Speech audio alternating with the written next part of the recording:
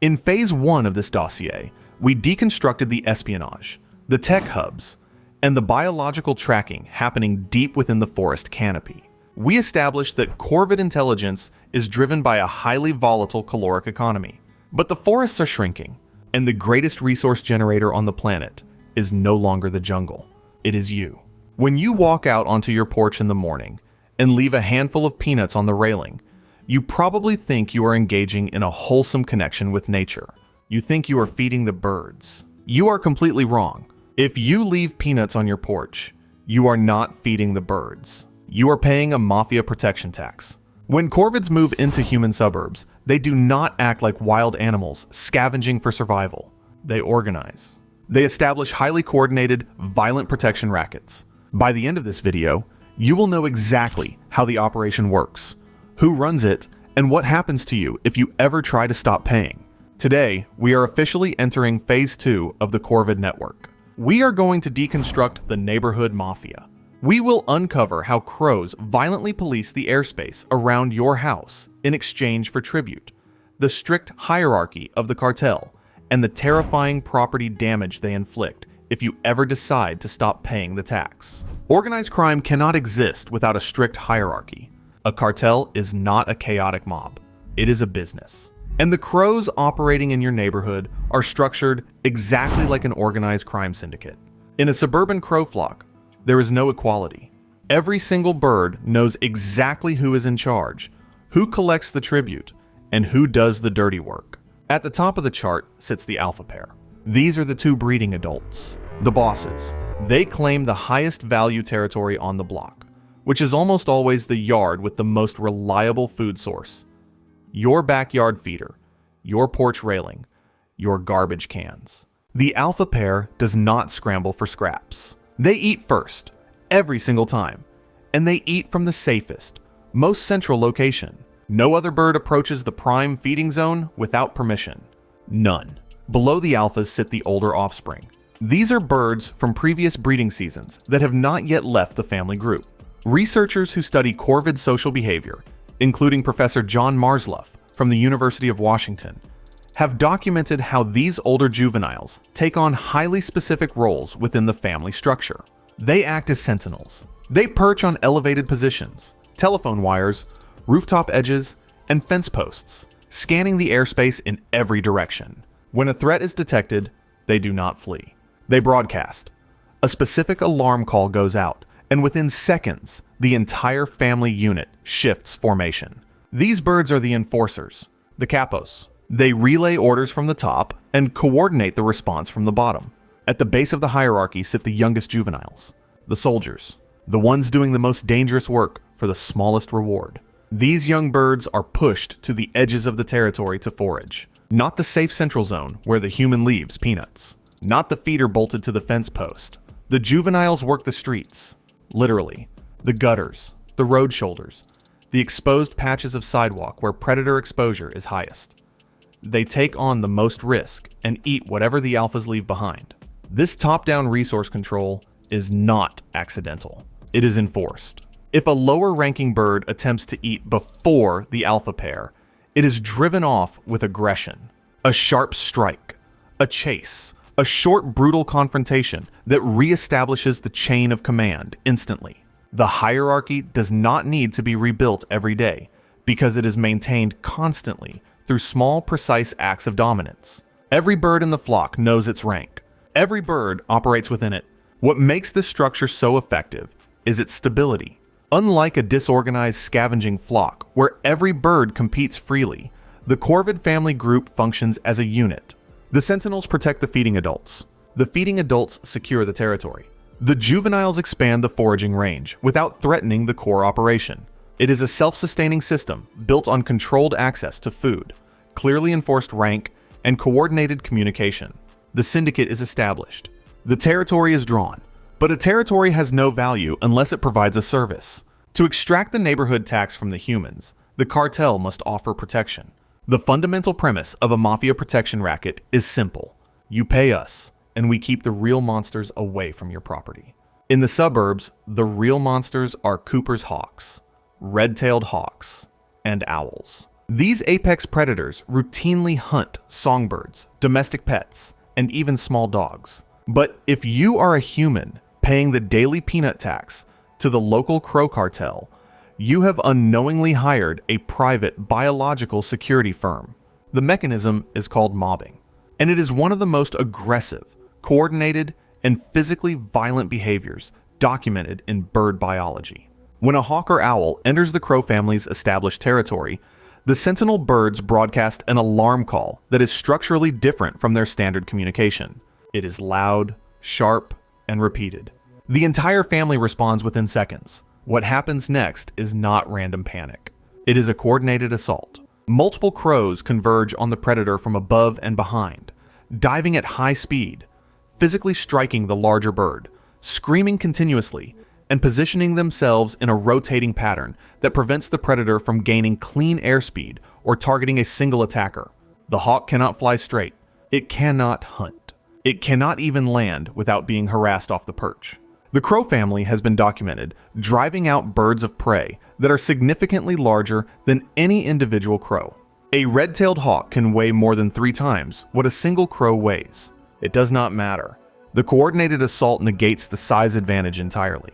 The hawk leaves. Every time. Now consider what this means for the human on the porch, the songbirds visiting your feeder, the small animals moving through your yard, even the family dog sitting near the back fence. All of them exist inside an invisible security perimeter that the crow cartel violently defends. Not out of generosity, out of economic self-interest. Your yard is their territory. The hawks and owls are not just a danger to you. They are a competitor threat to the cartel's caloric resource base.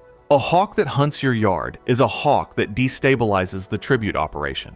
The protection is real. The mechanism is biological. But the motivation is purely transactional. You keep the peanuts coming. They keep the airspace clear.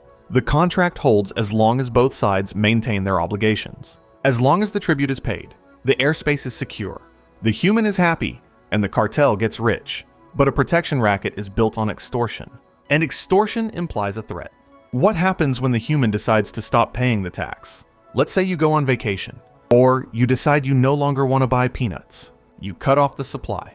In a normal biological setup, if a food source dries up, the animal simply moves on to find a new one. But you are not dealing with a wild animal. You are dealing with an entitled, hyper-intelligent cartel that believes it owns your property. If you miss a payment, the cartel does not leave. They retaliate. Animal behaviorists use the phrase extinction burst to describe what happens when a reliable reward is suddenly cut off. In lab settings, this is observed when an animal that has been trained to expect a food reward stops receiving it. Instead of simply stopping the behavior, the animal dramatically escalates it first. It tries harder, more frequently, more aggressively, before the behavior eventually dies out. In a controlled lab environment with a rat pressing a lever, this is a manageable observation. In your front yard with a family of highly intelligent corvids that have mapped your daily schedule and know exactly where you keep your garbage cans, it is a different situation entirely. Crows that have lost a reliable human food source have been documented engaging in a specific and targeted sequence of behaviors directed at the property where the food used to come from. They tear up manicured lawns, not randomly, systematically, using their beaks to rip up turf in search of grubs beneath the surface, leaving visible damage across the yard. They knock over potted plants on porches and decks. They pick at the weather stripping along window frames. They have been documented destroying car windshield wipers, pulling the rubber blade away from the frame. And then there is the acoustic harassment. Crows begin vocalizing at dawn, outside the bedroom windows of the house that stopped providing food. Loud, persistent, repeated calling that begins at first light and does not stop. This is not ambient bird noise. This is targeted. The birds know which house stopped paying. They know the layout of the property. They know the windows. Professor Marsliff's research at the University of Washington demonstrated that crows can recognize and remember individual human faces, tracking specific people across time and space. They know who you are. They know where you sleep.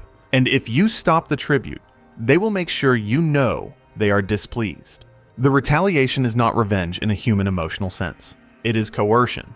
The behavior is designed through disruption and property interference, to force the human to reinstate the food supply. The cartel is not punishing you. It is applying pressure until you pay again. So the solution seems simple. Just keep paying the tax. Buy more peanuts. Keep the cartel happy. But this is where human kindness creates an ecological disaster. If you flood a human economy with too much printed money, you trigger hyperinflation. The currency becomes worthless and society destabilizes. If you flood a neighborhood with too many high-yield calories, you crash the canopy economy. The alpha pair can no longer defend the airspace. The localized abundance of high-value calories draws rival cartels and massive nomadic murders from neighboring zip codes. You have not bought loyalty. You have caused hyperinflation. The protection racket collapses, and your backyard turns into a literal biological war zone. Here's how that collapse unfolds. When a single feeding point in an urban area produces caloric output that exceeds what the local family group can consume and defend, it begins broadcasting a signal across the wider Corvid network. Crows are not isolated. They communicate across large distances and congregate in massive communal roosts at night, sometimes numbering in the hundreds or thousands of birds. When scouts from outside the local territory detect an undefended caloric surplus, they move in. Transient flocks, large groups of birds with no established territorial stake in the area, begin descending on the overloaded feeding zone. The local alpha pair, built to defend against predators and rival pairs, is not equipped to repel a mass incursion of this scale. The hierarchy breaks down. The structured protection racket that kept your yard functional and your airspace clear gives way to a chaotic, noisy, destructive mob event. The ecological damage that follows is well documented. A dense concentration of corvids in a localized urban area puts enormous pressure on the smaller songbird populations in nearby gardens and green spaces.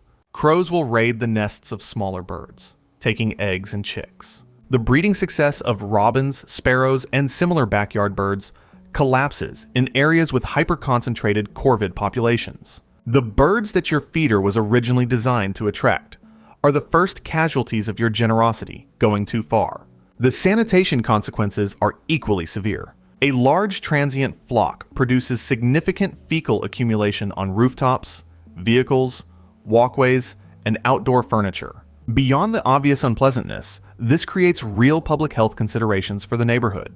The local carrying capacity, which is the maximum population size the environment can sustainably support, gets shattered by the artificial caloric injection. What was a controlled, stable protection arrangement between one family group and one human household has metastasized into a neighborhood-wide crisis. The alpha pair is gone. The Sentinels are gone. The structured airspace security that kept your yard safe has dissolved. The hawks move back in because the Corvid deterrent force has been overwhelmed and fragmented. The small birds vanish. The noise is constant and overwhelming.